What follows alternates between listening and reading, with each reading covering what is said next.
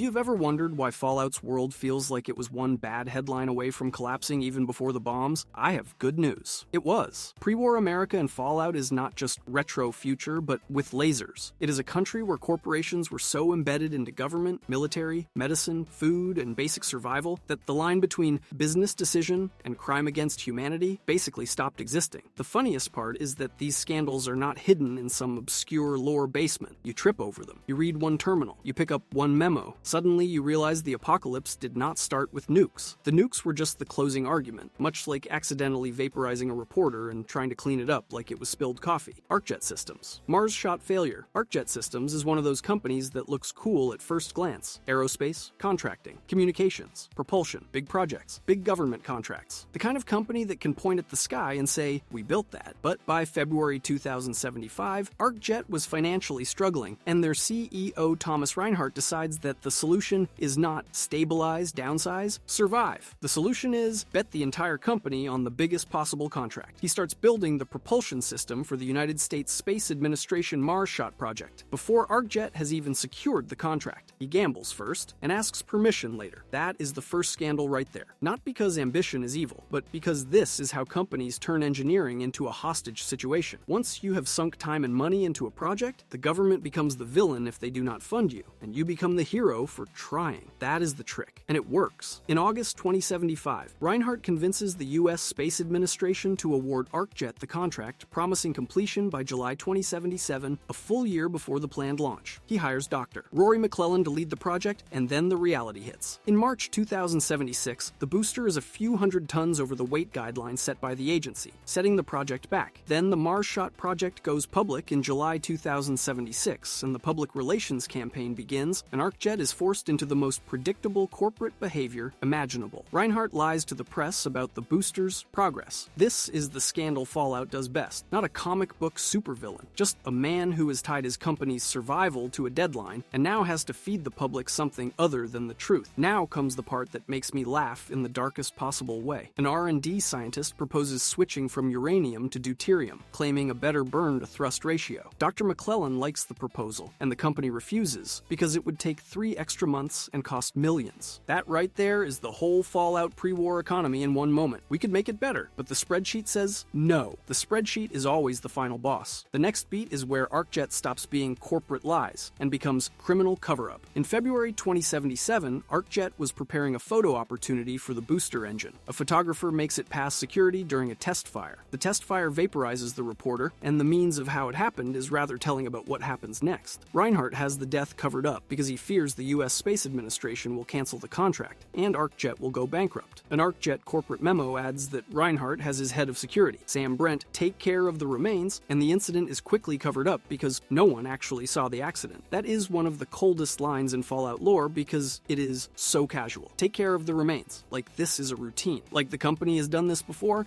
and if you want to understand why Fallout corporations feel uniquely evil, it is because they are evil in a way that feels familiar. Nobody in that moment is twirling a mustache. They are doing damage control. They are protecting the brand. They are protecting the contract. And a human being becomes a mess that needs to be cleaned up, literally. I am not even being poetic. That is what happened. Imagine being the security guy whose job is delicate situations at Arkjet. Your resume is just one bullet point that says handled remains. Nobody is giving you a resume endorsement for that. Now here is where the scandal gets bigger than Arkjet, because Arkjet is not operating in a vacuum. Arkjet is a contractor for the United States Space Administration, the government agency responsible for administering the nation's space programs. The USSA, space scandals. The U.S. Space Administration is not just NASA, but Fallout. Their own history is full of the kind of political pressure and mission drift that turns exploration into propaganda and then into weaponization. Their background includes the space race, disputed claims, and disasters. Captain Carl Bell is credited as the first human in space on Defiant 7, but that claim is disputed by the Soviet Union and China, and Bell dies when the capsule crashes on its return. That is already a scandal shaped like a coffin. We did it first. Did you? Well, either way the guy died. And who could forget the case of Colonel HalluciGen? Sent up in the 1960s as an Air Force spaceman, ends up getting kidnapped by the Zeton race in their enigmatic mothership Zeta, tortured, frozen, and then died while frozen. Certainly a worse fate than what the spouse of the sole survivor experiences. But back on Earth, the USSA claimed the craft crash-landed after becoming entangled in high-altitude weather balloons. What a way to be memorialized. You meet alien life, get killed by it, and you're remembered for dying to some balloons. Then you get the Delta IX rocket, commissioned in 2020, described as one of the most successful rockets with over 77 successful launches. It can hold 2 astronauts for up to 24 days. It is used for missions like a 17-day moon mission. And then,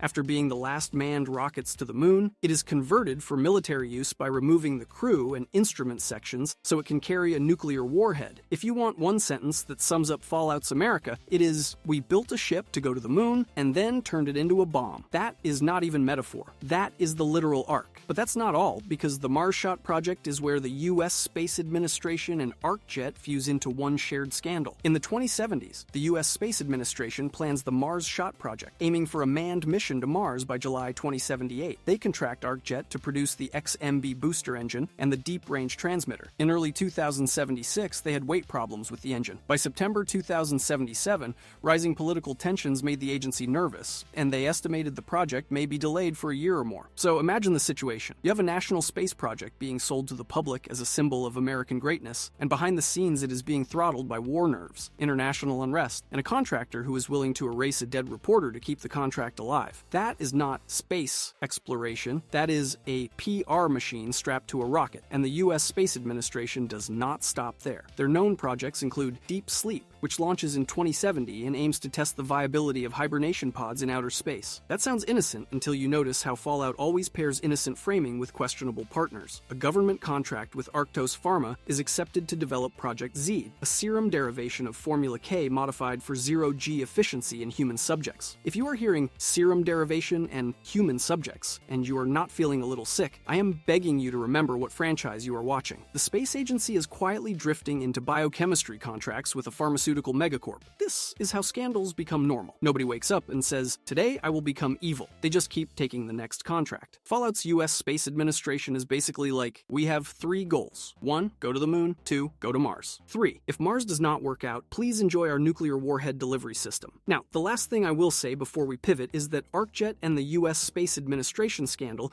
is not just a rocket project went wrong, it is a story about what happens when a society is so obsessed with looking strong that it treats reality as optional. Arkjet lies because the timeline matters more than truth. The US Space Administration converts rockets into nukes because the military priority matters more than exploration. The public is fed a narrative while the actual costs get hidden in terminals and memos. And that leads us to the next company, which might be the most infuriating scandal on this whole list because it starts as a cleaning company and ends as chemical warfare and murder for corporate privacy. Abraxodyne, cleanliness and criminality. Abraxodyne. Chemical is the kind of brand that wants you to picture sparkling countertops and happy families. They research chemical products at their Pittsburgh facility, including prank cyanide tablets, rodent mace, industrial-grade drain cleaner, a chemical lab kit for kids, and glow-in-the-dark hairspray. That list alone feels like a satire of corporate responsibility. Here is your fun toy science kit for children. Also, here is cyanide as a prank. You cannot make this up. And yet, Fallout did. Their first scandal is petty, which is how a lot of real scandals start. The experimental glow-in-the-dark hairspray is used on an employee as a prank, causing scarring and requiring surgery. The second scandal is not petty at all. They create industrial drain cleaners and send it out on a trial run without developing a neutralizer. The waste byproducts severely corrode the train cars of the Pittsburgh Union Railroad, make at least 3 railroad employees ill, strain relationships, and eventually the railroad refuses to transport the byproducts, forcing Abraxodyne to store them in their own warehouse. This is classic corporate negligence. They invent a product, do not plan for disposal, and then act shocked when the world refuses to clean up their mess for them. Then it gets worse. Management refuses to properly supply equipment to the neutralizer research team. They use plastic waste barrels instead of metal barrels, despite the plastic barrel's tendency to leak and cause a reaction with the potential to devastate entire city blocks. And management encourages employees to repair leaking barrels with adhesive tape and wonder glue, citing financial circumstances out of our control. That line is so perfectly evil because it is so plausible. Sorry, we cannot afford safety. Please patch the potential doomsday substance with tape and glue. If you think Abraxodyne's scandal is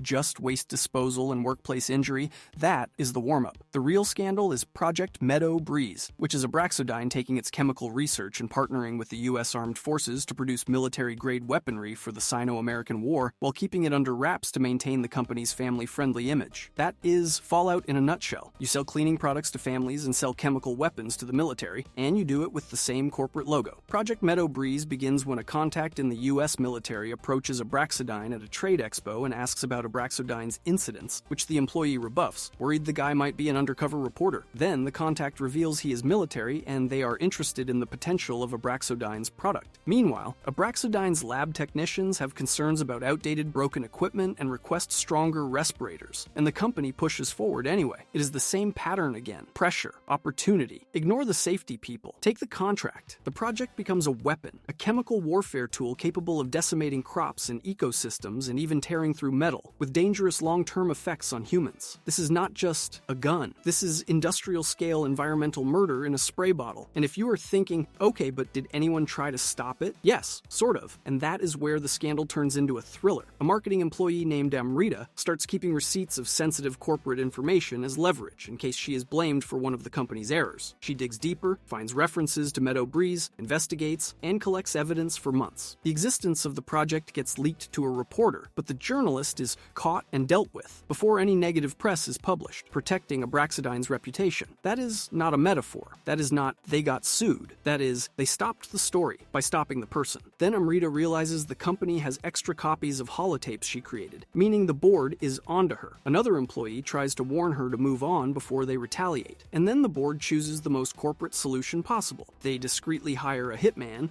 to kill Amrita. The order comes from Tony, a company executive who later exists post-war as the exec, and the lore is explicit that this was done to protect the company's interests and private business. If you have ever wanted a clean example of corporations and Fallout are basically governments, here it is. They do not just manage PR. They authorize assassinations. Imagine dying because you tried to do the correct thing, and the company response is basically, thank you for your feedback, we have forwarded your message to our hitman. And then, the post-war consequences hit like a truck. After the bombs, Meadow Breeze chemicals spill throughout southeastern Ohio, destroying the natural environment and creating a desert-like wasteland known as Burning Springs. Abraxodyne also has a problem disposing of chemicals, and engages in unethical hazardous dumping and unsafe storage of chemical barrels, with examples like dumping at Tycoon Lake and unsafe barrel storage at Dino Peaks Mini Golf. The city of Athens is hit particularly hard after a train derails and spills Meadow Breeze chemicals, contaminating the town and worsening unrest. And the chemical devastation becomes associated with the Rust, a recognized source of havoc and natural destruction across the region. This is what makes Abraxodyne's scandal special. Even in Fallout, it is not just people dying, it is geography dying. They turned a region into a wasteland twice, once with pre-war negligence and again with post-war Fallout. Now for the one that might be the single most evil use of wholesome branding in the whole franchise. Mama Dolce's Communist Front. Mama Dolce's, on paper, is just an expanding East Coast packaged food company. Their tagline is literally an all-American business, which is hilarious in the worst way, because under the surface, Mama Dolce's was a front for Chinese intelligence operations on American soil, not had a few shady investors, not sold to a shell company, a straight-up espionage pipeline. In the corporate background, it's described as either founded by or acquired through shell companies, and then used as a cover operation for infiltration, with select facilities acting as entry points for operatives. And the gross part is, they weren't just doing spy stuff. They were also doing classic evil corporation stuff at the same time, because Fallout America can never commit to only one type of awful. Rising domestic shipping costs pushed them into creative cost-cutting, like increasing byproduct filler use from lumber affiliates. In plain English, they were putting wood into the food. And even better, the yellow 21B ink used on the packaging was also used as flavoring. Imagine getting a frozen dinner and the secret ingredient is printer ink. Like, congrats, you did not eat sweet and sour stroganoff, you ate a receipt. Now here's where it escalates from gross to legitimately scary. The People's Liberation Army front section is not subtle. One example it gives is the Arlington processing plant, which housed a contingent of special operatives. Not sympathizers, operatives. The Morgantown plant in Appalachia is even more ridiculous, because it sat on top of the Fujinia intelligence base, with research and development aimed at stealth technology and Liberator robots, and with a secondary goal of acquiring nuclear launch codes to American silos. So while Americans are buying frozen dinners, the basement is doing stealth tech R&D and trying to steal nukes. That is not a scandal. That is an entire Tom Clancy novel disguised as a food court. And because Fallout loves a detail that makes you feel worse, Mama Dolce's logistics were used to move real hardware. Weapons like Type 93 assault rifles and Shangxi Type 17 pistols were shipped into factories to arm infiltrators and American Fifth columnists. They also ran propaganda distribution through facilities, including radio stations like People's Republic of America Radio and propaganda flyers. The company even allowed the PLA delay to fast-track shipments of Mama Dolce's food through military priority, which is such an insane abuse of systems that it loops back around to being almost impressive. Like, yes, your nation is collapsing, but at least the frozen dinner brand gets priority clearance, because it is secretly an intelligence artery. And no, the US government was not totally clueless. US intelligence at Sugar Grove traced suspicious wire transfers and followed the money trail back to China months before the Great War, but couldn't act. So you get this perfect fallout tragedy. They knew something was wrong. The system was too jammed up or too late to do anything meaningful, and then the world ends anyway. Post-war. This whole thing doesn't even cleanly end. If you're in the capital wasteland in 2027, the Mama Dolce's site is still tied to Chinese remnants. There's an encrypted terminal file that literally confirms Mama Dolce's was a front for Chinese intelligence and espionage in the DC area, and you decrypt it using an encryption key you loot from a Chinese remnant captain. Meaning 200 years later, the ghost of that infrastructure is still sitting there, armed, defended, and documented like the mission never got fully cancelled. So what's the scandal? In one sentence, Mama Dolce's took the most boring, trusted, daily consumer thing imaginable and used it as a shield for foreign military infiltration, weapons movement, propaganda, and research projects with national security stakes. And they still managed to cheap out by feeding people wood and ink while they did it. That is like being betrayed by a Lunchable. Now, if Mama Dolce's is covert evil wearing an apron, then HalluciGen is corporate evil wearing a lab coat and insisting it's for your own good. HalluciGen Incorporated, torture reformulated. HalluciGen is a pre-war company based in Boston that researched and developed non-lethal biochemical technology for the US Armed Forces and police forces, specifically for riot and crowd control in the wake of automation, food riots, and civil unrest. And that word non-lethal is doing a lot of heavy lifting, because the scandal is basically that most of their products either did not work or worked in the most horrifying way possible. Let's talk about their signature product, HalluciGen Gas. It's marketed like a clean little crowd control solution, delivered by a Type 2 fragmentation grenade, stored in canisters, reliable crowd control since 2055. And then you get the test results. On October 18th, 2077, testing revealed the gas caused traumatic adrenal gland rupture, hallucinations, erratic behavior, extreme aggression, and heart failure. Only one surviving subject began to acclimate before he was beaten to death by other frenzied subjects, and another died of heart failure. The lore we're given is blunt about it. Effectively, no test subjects survived exposure. So yeah, it's crowd control, in the sense that there is no crowd anymore. And here's the part that makes it feel like a real corporate scandal instead of a one-off accident. They tried to take this nightmare product and spread testing outside their facility. They sent canisters with an order estimate to Vivian Garahan at the Garahan Mining Company to help with mining protests in Appalachia. But Poseidon Energy bought the gas to end a union protest at Poseidon Energy Plant WV-06. The intended outcome was basically make protesters go crazy and turn on each other, which is already villain behavior. Instead, it caused protesters to attack the National Guard, spread exposure further, storm the plant, and kill everyone inside. So HalluciGen's non-lethal crowd control shows up in the real world, and it turns into a mass death cascade. And if you think that's where it ends, nope. HalluciGen also had other products that scream, "We made this," then tried to pretend we didn't. Their dispersant is advertised as ideal for peacefully clearing an area of civilians, but a test on October 18th, 2077 triggered a panic and flight response so severe the subject ran when he saw his own child, got pursued by police, was apprehended 2 days later, and had to be institutionalized. The failure got the Mesmetron developer fired and replaced with a new project lead, because of course the solution is swap managers and keep going. Then there's the Eradicator, which is maybe my favorite example of Fallout corporate insanity, because the marketing language is trying so hard to keep a straight face. It was intended to be a portable field decontaminator. It ended up being a 2-ton machine that removes all biological and chemical contaminants by applying 5,100 rads to test subjects, resulting in near-instant body collapse. It was reclassified as a lethal weapon, and it was potent enough that they had to strip the chamber and rebuild it after each test. Like, imagine being on the team that has to write the report. Good news, the contaminants are gone. Bad news, so is the person. And the scandal gets even creepier when you tie it into Vault Tech. HalluciGen was contracted by Vault Tech to devise a psychoactive compound to manipulate the mood of vault dwellers. So even if you strip away the riot control angle, this company was also being used to chemically manage a captive population in the vaults. In other words, the non-lethal tech company is also doing, how do we dose people into compliance research for the biggest social experiment machine ever built? So yeah, HalluciGen's scandal is the lie of non-lethal. They sold chemical and radiological horrors as public safety tools, field tested them into mass casualty events, and still got contracts tied to Vault Tech mood manipulation. And the wildest part is, this all happens right at the edge of the Great War. October 18th, 2077 shows up again and again. Society is already cracking. These these companies are already panicking, and their answer is to build products that make people die faster and more violently, then call it control. Now, let's lighten the mood for exactly 2 seconds with something that seems goofy until you realize it's actually one of the most realistic corporate scandals in the entire Fallout universe. Soft drink sabotage. Vim Pop Incorporated. Spoiled soda. If you've played Far Harbor, you know Vim is basically main culture in a bottle. The company is old, founded in 1931, started as a health tonic, never got the national dominance Nuka-Cola did, but had a strong regional identity. It's the classic underdog brand. And in 2077, its main competitor is Nuka-Cola. And you already know where this is going, because if Nuka-Cola can't beat you in marketing, apparently it can beat you with crime. By late 2077, Vim Pop is struggling financially. At the end of the third quarter in October 2077, they're nearly $3.29 million in the red, and more than 20% of expenditures are going toward repairs, which is more than marketing, production, or distribution. They also just got out of trademark litigation with Nuka-Cola over the Quartz name and lost,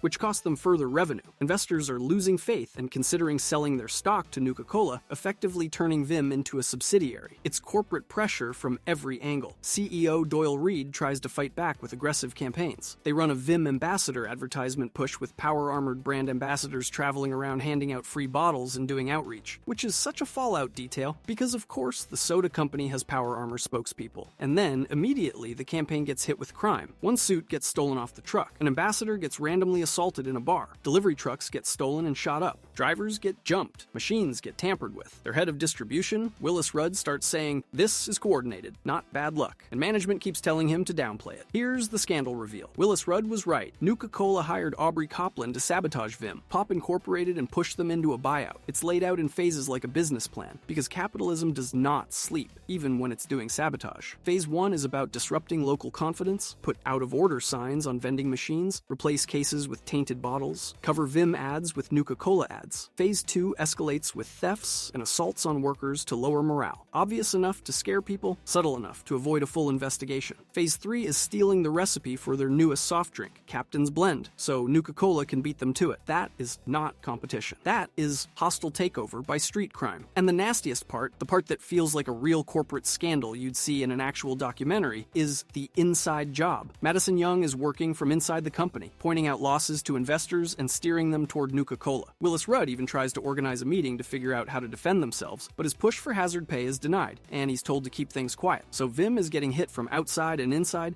and the leadership response is basically, please do not acknowledge the sabotage you are actively experiencing. This one is disturbing in a different way than HalluciGen, because nobody here is inventing a murder gas. It's just the cold corporate math of destroying a smaller competitor, not through better product, but through systematic destabilization. And Fallout makes it sting because Vim is local pride, its identity. It's that little regional, we're not like the rest of you thing that people cling to when everything else is falling apart. And Nuka-Cola's answer is to send someone to poison the reputation, assault the workers, and steal the formula. It's petty, it's greedy, it's extremely believable. If all of this is what happens when all corporations know how to do is lying, sabotaging, and murdering to protect their brand, then Big MT is what happens when a company stops pretending it has a brand at all. Big Mountain, perverted science. And I know what you might be thinking. Big MT is just the place where that goofy DLC with talking appliances and brain jars takes place. It is funny, but it is also one of the darkest corporate stories in Fallout, because the comedy is basically a mask over a very simple truth. Big MT was a privately owned defense contractor and research center that built miracles and monsters in the same breath, and a lot of those monsters did not stay in the crater. Here is the scandal in its purest form. Big MT was built to create the future of mankind and make technology of tomorrow without restraint. It attracted some of the most gifted pre-war scientists and conducted groundbreaking research that was also explicitly unethical, including experiments on living humans. Both American volunteers and Chinese American detainees suspected as communist spies. That phrase alone should make your stomach drop, because it tells you the whole story. The company was a machine that turned people into test subjects whenever it was convenient, but the next detail is where it stops feeling like evil research lab and becomes corporate state. Big MT had its own concentration camp safeguarded by lucrative contracts with the US Army. That is not me being dramatic. That is the lore. There is a literal camp inside the Big MT ecosystem, and the survivors of that camp are proof of what Big MT did with access to captive populations. Little Yangtze is one of the most upsetting locations in Old World Blues, and it is basically the corporate scandal made physical. These were Chinese citizens imprisoned before the Great War, used as human guinea pigs for Big MT's experiments, with prisoners constantly trucked in and abducted at night for medical experiments experiments. Attempts to report the abuse got them solitary confinement and no action. Guards were overworked trying to stop escapes, and eventually explosive collars were requisitioned to keep people from leaving the perimeter. That is not just war crime. That is a system. That is a supply chain of suffering. And if you want the most Fallout punchline imaginable, those prisoners do not even get to be left alone after the world ends. They are abandoned after the Great War, become ghouls, and later get exploited again by Elijah experimenting on them with collar tech that helps lead to the explosive collars used at the Sierra Madre. It is like the universe itself refuses to let them rest. The scandal is not one incident. It is the fact that the infrastructure of cruelty keeps being reused by whoever finds it next. Now, let me say something that is going to sound like a joke, but it is not. Big MT is what happens when a corporation builds a playground so big that it forgets the world outside exists, then its toys start leaking into the world anyway. That is literally in the think tank lore. Dr. Mobius keeps the think tank's attention focused on Big MT and away from the outside world, but the experiments still leak out to threaten wastelanders, including creatures like cazadores and night stalkers. So even when they are contained, they are not contained. Scientists forgot the outside world. Scientists forgot the outside world exists is not a metaphor for being out of touch. It is literally the plot, and somehow they still manage to ship their disasters anyway. The next scandal is the one that makes Big MT feel uniquely dangerous compared to the other companies we covered. Abraxodyne killed whistleblowers to protect a contract. HalluciGen built non-lethal tools that killed everyone. Mama Dolce's used frozen dinners as a spy pipeline. Big MT went a step further. When budget cuts hit, Big MT executives did not just cut programs. They improvised alternate funding by striking deals with third parties, exchanging experimental technology for money and privileges. That sounds like normal corporate behavior until you realize what they were trading, and what they were willing to do to get more subjects, because the lore gets explicit. It got to the point that they began secretly assassinating non-military targets under Project Hare and exhuming buried US citizens under Project Burke to procure research subjects. That is the corporate scandal right there, not we did a bad experiment. The company is so committed to research without restraint that when the subject pipeline runs dry, it creates one through murder and grave robbing.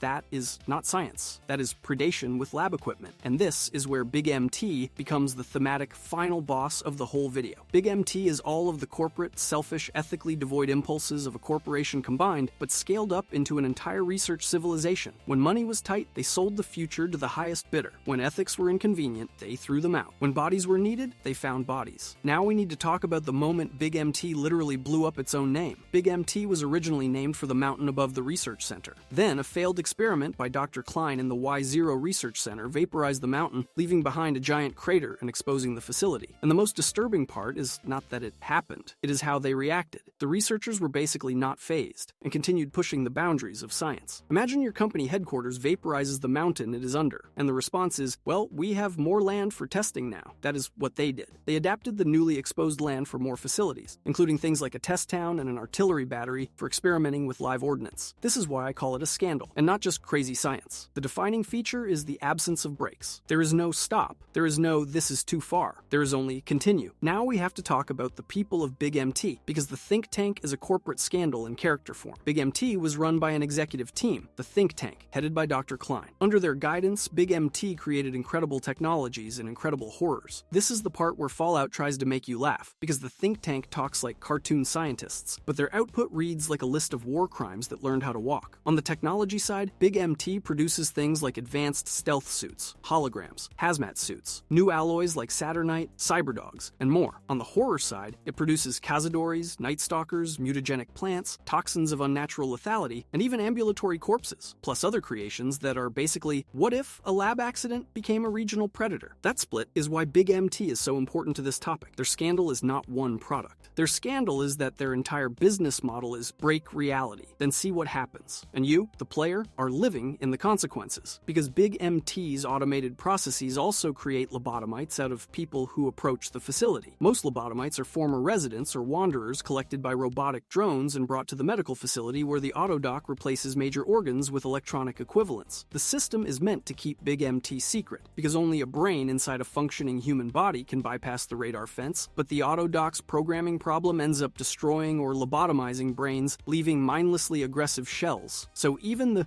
security system is a scandal. It is a machine that takes people and turns them into disposable maintenance monsters. If you want a single image that sums up Big MT's corporate evil, it is this. People wander too close. The company does not warn them away. The company does not arrest them. The company harvests them. Then it uses their bodies for cleaning duties. That is a corporation behaving like a predator species. Another joke, because otherwise I will spiral. Big MT is the only company where we will onboard you means we will remove your brain and replace your organs with electronics. And HR is a robot that thinks your name is test subject. Now, let's talk about why Big MT did not just destroy people inside its walls, but also reshaped the world outside. The Big MT lore straight up says their outputs were sold to private parties in exchange for favors. One of the most important examples is Frederick Sinclair obtaining experimental tech in return for letting Big MT use the Sierra Madre and its inhabitants as proving grounds, which backfires catastrophically when the tech turns on the casino inhabitants and dooms them, helping create the Madre's reputation as a poisonous death trap. That is the corporate scandal with a bow on it. They are not just doing unethical science. They are exporting unethical science into populated areas, then moving on when it goes wrong, and it was not unprecedented. The weather station terminal entries mentions Hopeville being tested, and what happened? It was wiped off the map by a disastrous meteorological experiment as part of another exchange. Big MT is basically a company that can erase towns as collateral damage and treat it like an acceptable trade-off for a contract. That is where it stops being fun DLC lore and becomes, this is why the world was already doomed. So if you ask, what was Big MT's scandal? The answer is yes. Human experimentation, captive camp populations, lethal automation, corporate assassination and grave robbing for subjects, selling unstable super science to the highest bidder, creating predators that leak into the wasteland, erasing towns as side effects. It is the purest expression of pre-war corporate rot because Big MT had everything the other companies wanted: military contracts, secrecy, funding, talent, and they used it to build a future that no sane society would ever accept if it had to look directly at the price tag. This has been